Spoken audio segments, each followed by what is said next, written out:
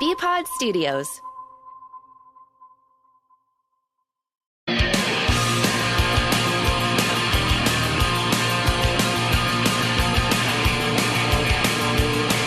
Hey, we're Toucher and Hardy. And this hour of the Sports is brought to you by FanDuel Sportsbook. Make every moment more with FanDuel. Did you guys watch the NHL All-Star game? I did watch a little of the skills competition, a little of the 3-on-3 on Sunday. I watched a little bit on Sunday. I couldn't figure out what was happening. I didn't know who was on whom's team. I did not know who, how they figured out when to switch players. It was Swayman on one team, Pasternak on another team, and Jim Montgomery coached the third team. Yeah, Jim Montgomery was very casual in a sweater. And did you see what Justin Bieber was wearing? He was wearing a crazy coat with the big red polka dots. Yeah, he was having fun. And Michael Bublé, I love him. He's from Vancouver, big hockey fan, they said. Oh. And then Will Arnett, whose dumb podcast just got $100 million, was there as well. I saw that, and I saw the opening act, which was I'm assuming some Canadian country national anthem thing, which we'll get to a little bit later. But I just shook my head at the NHL. Like, once again, this is supposed to be your weekend. This is supposed to be your night of nights, your show of shows. You're just going to roll out a bunch of people that, for the most part, no one else cares about, even the people there in the arena. And then, you watch the skills competition, which you screw up, too, because you go to video review on Pasternak's one-timer goal, which apparently wasn't worth the number of points it was supposed to be worth. Oh, it's like I want to care, but you won't let me. All right, Ty Anderson is here as hockey starts up again this week. He, of course, writes for 98.5thesportshub.com. He joins us in studio. Ty Anderson, hello. What's going on? Not much. I heard you on the hockey show this Saturday, and you're under the same belief as Jaffe that if this team is obviously going to have to add at the trade deadline. If they do it, they're going to do something, so they'll add. They're not subtracting with the record that they have. And surprisingly enough, I think you're in the same camp as Billy. The center position is not where you would go. No, because I don't think that's been your weak part this year. Like, I think it's actually been surprising how good they've had it at center. Now, it's not Bergeron, Krejci, Coyle a year ago. It's definitely different. There's a drop-off there, but it's not the cataclysmic drop-off that many thought it would be, back in September. They're getting good production out of that position. So not really a huge appetite right now to add there. I think that you look at sort of where they are, it's like some size, a little bit of nastiness. Like, that's kind of what they think, that what they need, I would believe, more than anything. Okay, so we were talking to Billy about that size, nastiness. Now, in my mind, I think that's not that difficult to get, is that fourth line guy, just a big guy. The guy who Milan Lucic was supposed to be. Yeah. So, but Billy was like, there's not that many of those guys out there, and that they're hard to get. Is that the case? Yes and no. Like, it all depends, like, who are you prioritizing? Like, because Arizona has Liam O'Brien, who is a real mean dude. I don't know how great of a player he is, but he's a guy who can fight, he can hit, he can be a thorn in someone's side. St. Louis, but they're charging, so like if they fall out of it, like Oscar Sundqvist is an option there. You want to look at Minnesota, they have Brandon Duheim, Patrick Maroon. Like, you can get these guys. Oh, let's bring in Patrick Maroon. Jack Edwards would love that. He would all of a sudden be like, no, the pizza's good for you. Good. It's healthy. You get the veggie toppings, you're fine. It'd be fantastic. There was a report. Let's go back to the center position. There was a report last week that the Bruins were very much in on Elias Lindholm. It was Hockey Night in Canada, I believe. Elliot Friedman, one of the reporters up in Canada said, well, Vancouver got him, but there was another team interested, and that team was reportedly the Bruins. Considering how much Vancouver gave up to get Lindholm, is Don Sweeney really going to empty the toolbox again? So twofold there is that I don't think the Bruins have the appetite or the ability to make that trade. The Bruins comp for that would have been Jake DeBrusk and or Trent Frederick. Take your pick there. Mason Lohrei or Matt Poitras, a first-round pick, and then a lower-tiered prospect. That's a lot for a guy that they may believe internally they can sign for just money on July 1. And you look at that, let's say they traded a first-round pick and everything else, but let's focus on the first-round pick. That would mean that they would have an 8-draft stretch where they made 2 picks in the first round. Yeah. Fabian Lysell in 2021 and Johnny Beecher in 2019. Like, you can't, like, you need to start picking in the first round again. So their pick that they traded for Bertuzzi last year will convey this year. It's a top 10 protected, so it's gonna convey. So they would have to trade a 2025 first round pick. I don't think they want to do that for a guy who doesn't have term. And so if they did acquire Elias Lindholm, it would have been like the Hampus Lindholm trade where you bring him in and sign him immediately. But I think internally, like, A, they can't make that trade, and B, they may have a feeling they can get him on July 1. Okay. Out of the players that you talked about here at the midway point, who do you have the strongest feelings on one way or the other? And I got to feel it's maybe some guys who are underperforming. You don't seem to be a huge Derek Forbort fan in terms of what he's been able to do this year, but you mentioned Hampus Lindholm, you mentioned a couple others. Who do you have the strongest feelings on? It's really that whole left side. Like, Matt Grzelcyk has been up and down. Hampus Lindholm has been up and down at certain points. I think he's been a lot better of late. That obviously that pinch against Carolina was a disaster, but he's been playing well besides that. Derek Forbort, it's not that I'm down on him as much as he's clearly injured. He's been injured since training camp. They've tried to manage it. He's been in and out. They took him off the PK in one of their final games before the break. Like, and when you're taking Derek Forbort off the PK, what's he giving you? Like, that's kind of his role, right? And so it's just that left side just feels really unstable to me right now. And that's an issue. And that's why we also talked on the hockey show about where do you target positionally. And I'm saying defense. Like, if you can get another minute eater that you can rely on the left side, like, that's big. But with their deadline cap space, which is going to be about $800,000 right now, it's going to be hard to get a guy that's of legit value without moving a player off your roster who can make some money. Would you trade Grzelcyk? Is there like a way would you trade him? So it's like, if the right deal is there, but here's the other thing, like that. I think that to maximize Charlie McAvoy, you need a guy who has Grzelcyk-esque qualities, a guy who can make plays with the puck on his stick, a guy who can retrieve pucks.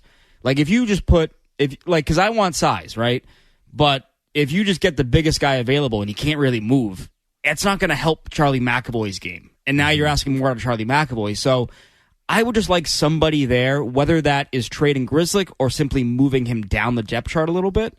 Like, because I think that if you go through this whole thing, right, and Don Sweeney was kind of combative last July when we asked him about trading Matt Grzelcyk. He said, well, I'm not going to trade him. Maybe you started those rumors, but I'm not starting those rumors. And it was like, okay, sure, whatever. If you go through all of that and then you scratch him in the playoffs again, what's the point? Like, why did we go through all of that this year where you don't trade him, you play him on the top pair, and then when it's important, you sit him down? That'd be stupid. So it's not about trading him as much as it's maybe just rounding out your left side to a more complete package.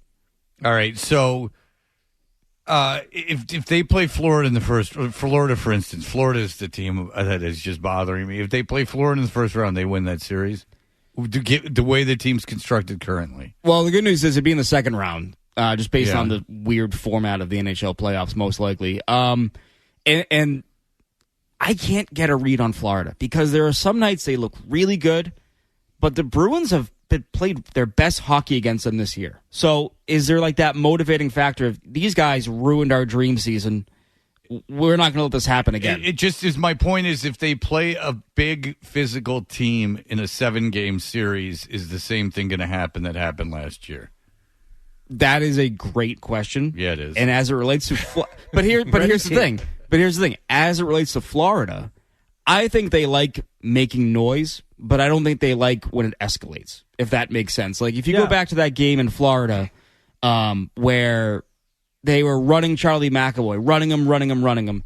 Charlie McAvoy hit the point where he went, forget this, drop the gloves, wanted to fight. And they were like, no, we don't want to fight. No, we're good. And then Derek Forbort fought one of their minor league call-ups. Didn't necessarily beat the bag out of him, but landed some good shots. And from that point on, the Florida Panthers had no interest in the game. They were like, no, we're good. We don't want any more. No more noise for us. We're gonna go quietly into the night here.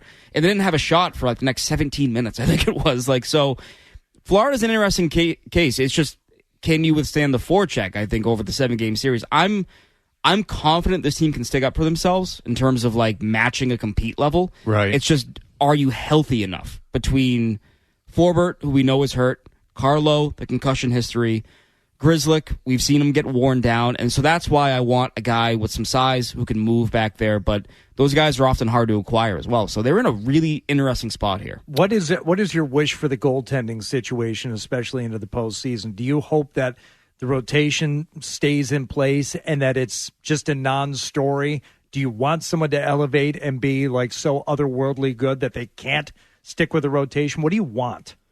Well, you need one of these guys to look good in the playoffs, which I don't really think has happened. Like, Jeremy Swayman was good at home during that 2022 series against Carolina. Well, Carolina stunk on the road that year. They never won on the road during that entire run. So I need one of these guys to elevate.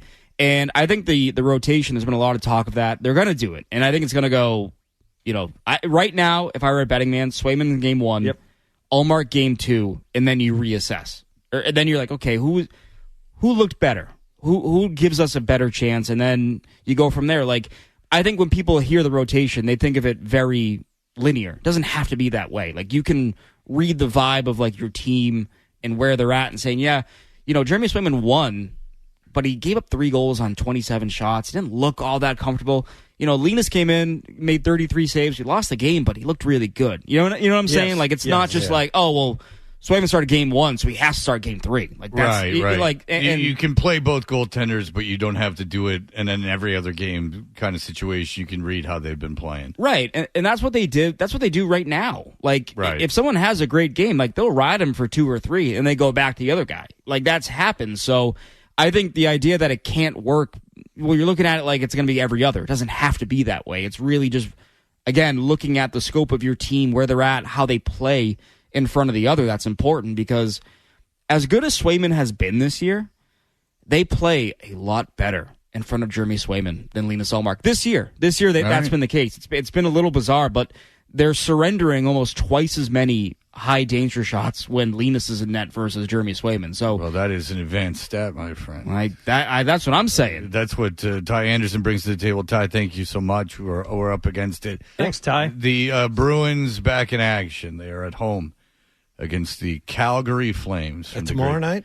Calgary, Alberta, Canada. Tomorrow evening. And we'll be right here at 98.5 The Sports Hub. Go to 98.5thesportshub.com and read Ty Anderson's writing that he's underpaid for, quite frankly.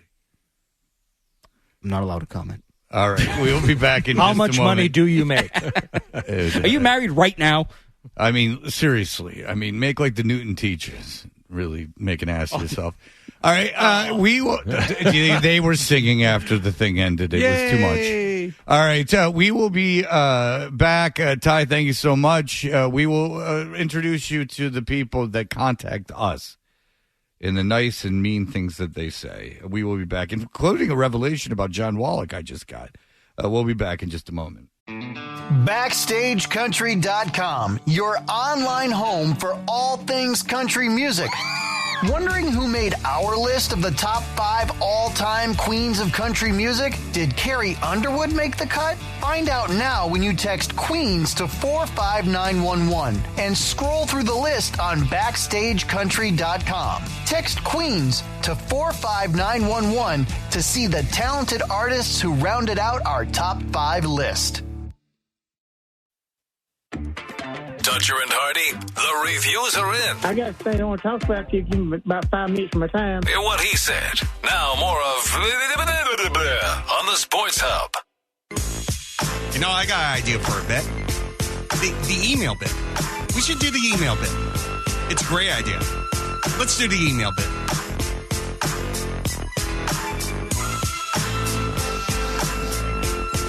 All right, this was, you heard Nick's voice because he was like, hey, do an email segment. But before the email segment, Mike gave it to you, Hardy. I told a wonderful tale. Hardy made the mistake of playing 99 Luft balloons before he did a segment about a guy who loves balloons, like loves them and has sex with them. And I got all caught up in that Hardy had the network on and HBO before cable. And I told a story about the Super Bowl and Mike Mantuzak and Dr. Z, and here's what you got. Yeah, you got that up for me, Dan. Thank you. Story from Sports Illustrated. All right, was you good saw stuff. that All right, so here we go. It's me talking about the Super Bowl, sharing a tale from the Super Bowl. Here we go. Because, again, my favorite Dr. Z story from Sports Illustrated was he saw that Mike Mantuzak, John Mantuzak, who you'll remember from movies and stuff, he was on the Raiders before the Super Bowl. What? The night before the Super Bowl in New Orleans. And Mantuzak was out at like 2 a.m. just annihilated. Raiders win the Super Bowl. Dr. Z sees that Mike, what's his name? John Mantuzak in the locker room afterwards, and he goes like, John, congratulations. And Dr. Z goes to him, hey, congratulations. And John Mantuzak goes, what? Oh, when did you get into town? I told the story horribly. Anyway, he was blacked out drunk the night before the Super Bowl. What was that? What the I've told that story several times on the air. Yeah. And completely blew it. I didn't know. I didn't know what was going on. I didn't know what you were talking about. Mike, John, who, what?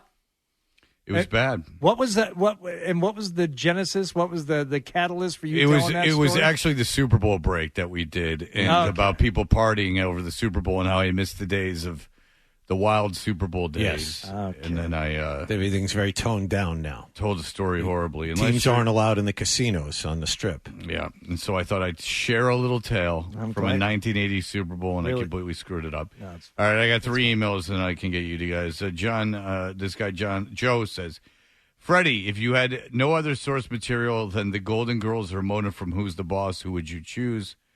He has one for you, too, Hardy. I'd choose Mona every day. There's no one on the Golden Girls that was especially attractive to me. Just the one episode where Rue McClanahan, otherwise known as Blanche, seduced a college student. I found the GILF college student situation a little... And anytime a woman is seducing a man... I find that to be just like a balloon, something I just got to get excited about. Just intoxicating. Joe knows that Hardy, as I saw a movie yesterday featuring, who's the actress that I saw from Emma Stone? Emma Stone. Right. Nude. She was nude a lot, very, very nude, and Hardy got very excited because she, of course, has very small breasts. Hardy, this is the question for you. It's a good one. Susanna Hoffs or Belinda Carlisle? Ooh. Oh, you see, to me, I don't even think I'm going to have a lot of pushback on this one. And I don't know if it's the right answer, but Susanna Hoffs, 10 times out of 10. I'm with you on that one. Well, she looks great still, and she's in her 60s because she's active on Instagram because she knows she looks great, and she's very vain. But as a young man, the video for In Your Room at Night, there's just a certain look she kind of gives to the side of the camera. Loving in your room, and then I wonder what you're going to do to me. Very, very helpful to a young man trying to figure out things about life. Mm-hmm. You know, this might surprise you, but Gene Weiland, I think that I would have the most. Oh. I think that it would surprise you, but I think that she's something else. Yes. Ryan says, Dearest Fred, John's a liar. I come to you in this email with a heavy heart because I feel like us loyal listeners are being bamboozled and lied to. John says he does not appreciate the scale-breaking size of the buttocks of the girl Joe Murray likes and put on a very sturdy pedestal. Mm-hmm. A wise man once said, I like big butts and I cannot lie. So John saying he's not a fan of said rotund seat cushion. I feel John has led us astray. No, that's not true at all. Shame on you, John. I've stated my case last hour. There's a line. I am a big fan of the rotund ass, but there is a line where it just gets too big. John, also, I was sent a screenshot. This says, hey, I was listening back to the podcast from the show. This is from a man by name of Filthy Degenerate. Mm-hmm. Hey, I was listening back to a podcast of the show, and you were doing the email segment What the F is Wall Dick talking about with his email? Literally, this is listed as his contact. Does he not know he has one? Couple of beers, no chili, you sweet bitch. And it's a screenshot. John, what's your email? Just tell me what your email is. John.wallach@bbgi.com. All right, this scientist, since the beginning of the station, has an email address listed on the site. I have a screenshot on it of it as JON@985thesportsup.com. Congratulations, you buffoon. It never occurred to you. You have so little contact with the listeners. I'm taking all this crap on a daily basis, and your dumbass is walking around. It actually offends me. Your dumbass is walking around without, like, a clue in the world. You know how content he is, Hardy? You've been here long enough. Like, nothing bothers him. Like, he has Water no off idea. a duck's back, all of it. No idea, like, of any of the negative feedback of the show. Like, everything in him is fantastic. This guy's walking around not even knowing his email address. I hope to God you open it now, and there's just decades of hate and vile sent your way. I hope there's death threats in it. I hope that you're going to deal with all the crap I deal with. No wonder you're so effing content. You're sitting over there with the world's dumbest Twitter account. No one can find it. And now you have this email situation. It really bothers me that you didn't know you had that email. I can see it does bother you a lot. Because you're like so I'm too happy for you, yeah. No, I don't care that you're happy. Happy's I'm so fantastic. too even keeled. I need to be more up and down. Yes. You're too centered. Like none of this.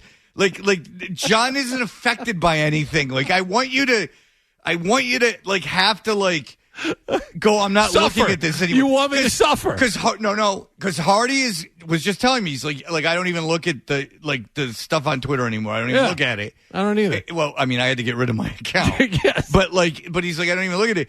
Like John just like what are you guys talking about? Everyone loves Wall. Everyone loves John. I think he does want you to suffer like some type of humility or indignity or give you a train, all right. 9 motherfuckers against your ass like a freak bitch. yes, something to make you feel something and have some kind of. No, the reason we played the Struggle. Wizard is I could not understand why he turned everything into that kind of situation. That does not actually go through my head.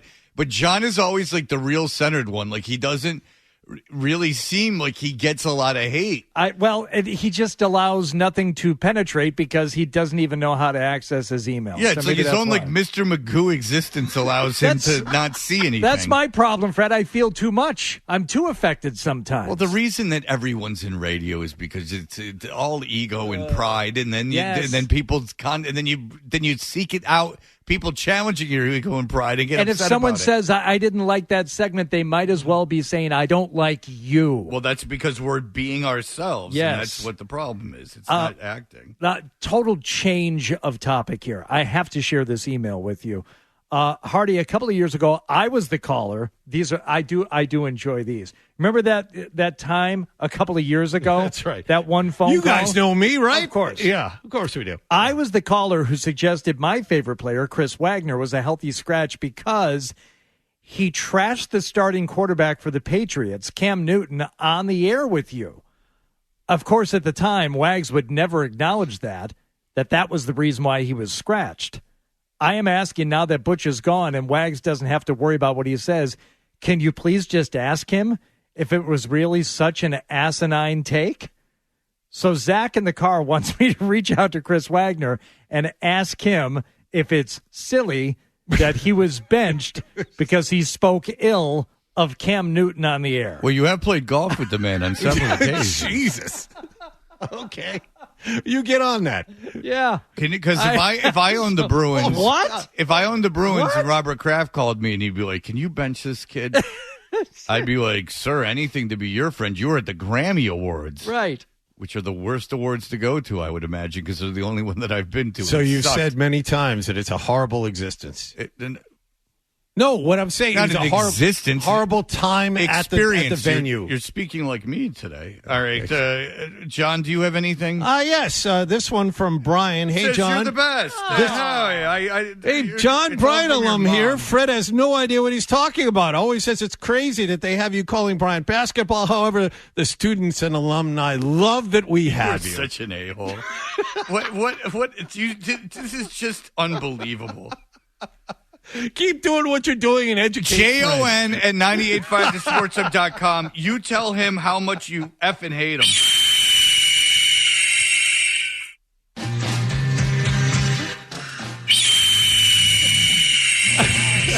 So loud.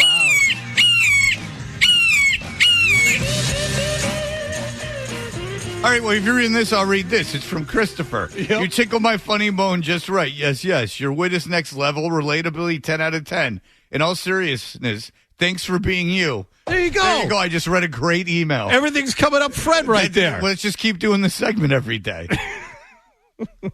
JON at 985thesportsup.com.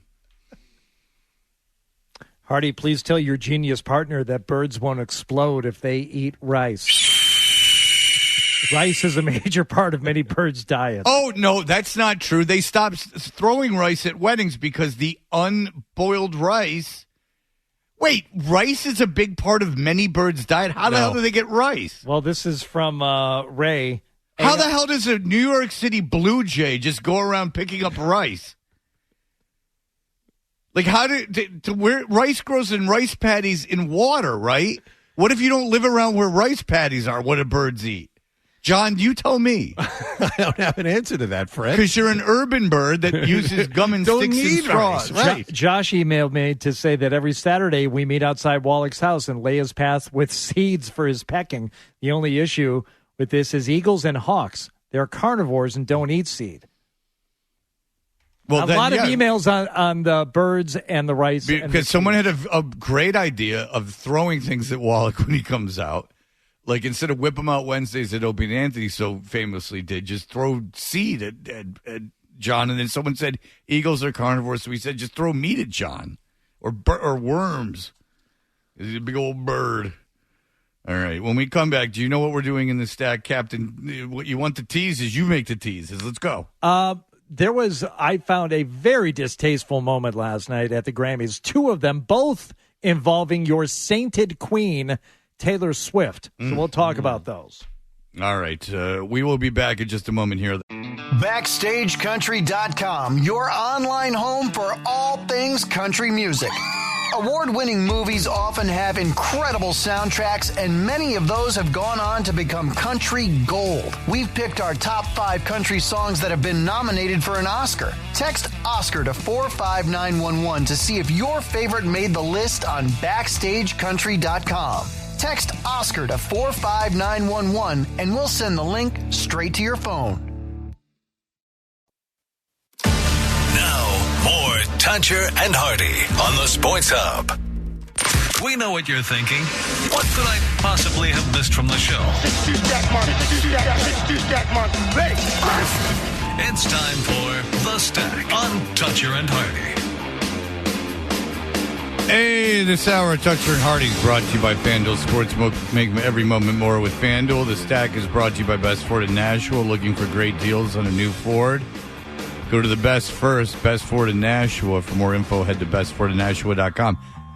Real quick, not only did I see Emma Stone, her boobs in this movie that I saw, also, I believe she was wearing a merkin, but full frontal at one point. I also yesterday saw Pickleball featuring Andre Agassi, John McEnroe, and that Blake fella. You remember Blake, the professional tennis player? I can't remember his first name. James Blake, the Harvard guy? Yeah. He looked like he was wearing gray shorts, and he looked like he made a Scott Zolak on the chair. Oh, really? Yeah, he had a big wet spot on his butt cheeks. Not saying I minded it. Mm-hmm. I saw that clip again over the weekend because it was posted online, and there was like, we almost got derailed by whether or not there was actual material in the spot that was left on the chair. And you know that's that's the third rail that we can't touch. Talking about certain things that come out of the body. The FCC really doesn't like that. No, but So Nick made I'll a be good much video. more careful about that. Nick's making a very good videos, by the way. TOP just thanked me. All right. Hey, Taylor Swift did some thanking. But no, just real quick. Nick made this video for Instagram. I think they're great. He always makes me as a collaborator. I put some of them on my account at Fred Tudger. And then, but you're an influencer. But I thought T-Bone had a photo of the chair being all messed up. I thought that a nice little touch at the end of the video is if he would have gotten with T-Bone and actually just shown a picture of the chair. Because it erases all debate of what happened. T-Bone just shook you off. He's copyrighted that photo. That's his retirement fund. He happens to be standing behind you while you're telling the story. He's not. Well, he's that's not good. giving, what a pussy! He's Stand not in front of me. He's not giving that thing away. And you're not hard on the eyes, T-Bone. You don't have to be so behind me. All right, we got to hurry up because we got to get to our crossover. Those boys are in Vegas. That's right. Taylor Swift picked up her 13th Grammy win on Sunday night. 4 in all, tying all kinds of records, and she's doing all kinds of stuff. But she did a disservice to Celine Dion, who presented the Album of the Year award and apparently kind of ignored Celine when she was doing the actual presentation. And then obviously someone got to Taylor Swift and said, oh, this is a huge backlash on social media. You have to take a picture with Celine Dion backstage and show your respect to her. So that's number one annoying thing about Taylor Swift, that she's so consumed with how she's being perceived that she has to automatically make up for it. But this, for some reason, this just sat poorly with me last night when she accepted an award earlier in the night. But I know that the way that the Recording Academy voted is a direct reflection of the passion of the fans. So I want to say thank you to the fans by telling you a secret that I've been keeping from you for the last 2 years. And then she took her pants down. And said, you see what Kelsey's been working with? Hey. I'm a dude. Yeah, and I'm Cyndi Lauper. No, there's none of that going on. Which is that my brand new album. The constant marketing machine that is Taylor Swift. You don't get it, old man. Comes out April 19th. She was at the Grammys, which is for cool kids. It's called the Tortured Poets Department. I'm going to go and post the cover right now backstage. Thank you. I love you. Well, which member of your entourage commits suicide, like in Dead Poets Society? Yeah. He just wanted to play Puck in A Midsummer Night's Dream, and his father's like, you're going to Harvard and you're going to be a doctor. He said, but I want to wear this little thing on my head and the little stick gloves and be an actor. And he said, no. It's just the poor oppression that those kids were over. If you could have just gotten through the year, you would have been on your own after Was it the French teacher that derailed him in class that time? Yes. Or Latin. It's probably Latin. If you're in high school, it sucks for a lot of people. It's over. It ends, and then you can do whatever you want. The people don't have the same hold on you as they once did. Yeah. Wallach's all hot and bothered about a story about a certain... I have no idea who this person is. I saw the story, but I didn't know the person was. It's not a person at all. It's a winged creature. Go ahead.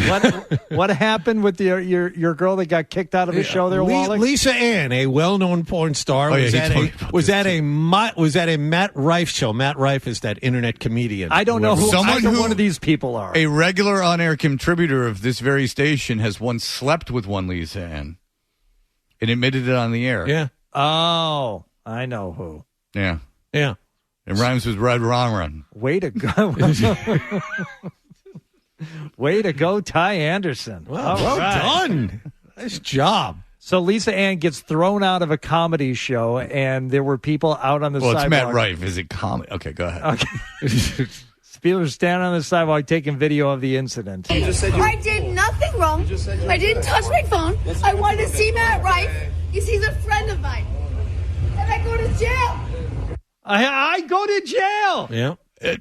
I don't think that if I was in the business of sleeping with porn stars that I would sleep with Lisa Ann. She has a very big mouth. She does talk about. Remember that Notre Dame kid who was a freshman, I believe, at the time, and she was about 25 years older than him. And which is fine, but she took pictures of it and put them on the internet. Yeah. She was very vocal about how many guys she slept with. It's like, well, congratulations. And Lisa Ann's not even that hot. I mean, I definitely sleep with her. I would just sleep with her today. But because what's she gonna go? I slept with an ugly local DJ in Boston. But I mean, But if I'm like a Matt Rife kind of guy, like who's known for being a handsome TikTok comedian, I don't think I'd sleep with Lisa Ann. Why would I? I don't even know. I only sleep with people I love. Would I know Matt Rife? Would I know any of his jokes? Would I know any of this stuff? If you don't know Matt Rife, that's actually quite impressive, and I like it. But it doesn't matter. He had some controversy, and I don't know. He I don't know. It's podcast nonsense. You're better off just not even. It's on my algorithm for YouTube. Oh, there's the very controversial rehiring of Shane Gillis back to Saturday Night Live. Shane Gillis not getting Saturday Night Live was the best thing that ever happened to his career. I actually think Shane Gillis is super funny. Now, Shane Gillis, I know a little bit. I think he's probably been kicked off of some of the comedy channels that I'll listen to from time to time because they don't want to deal with the controversy. But I went back. He's not controversial anymore. No, well, and then I think I heard the thing that got him in trouble in the first place. I'm like, that doesn't seem worthy of losing a job over. But he will be back. Yeah, I actually think Shane Gillis is really, really funny. And when's the last person on Saturday Night Live that came out and broke? Huge. And if you just come up with a name and they broke huge, that's great. But that's one. It used to be everyone. It used to be you were like remember that guy? Whatever happened to him? Because everyone else in the cast became something. Right. Now it's nobody. There's just no breakouts. And Pete Davidson's not famous because of Saturday Night Live. Pete Davidson's famous because he was banging hot chicks and he's weird looking. It's got to be Kristen Wiig.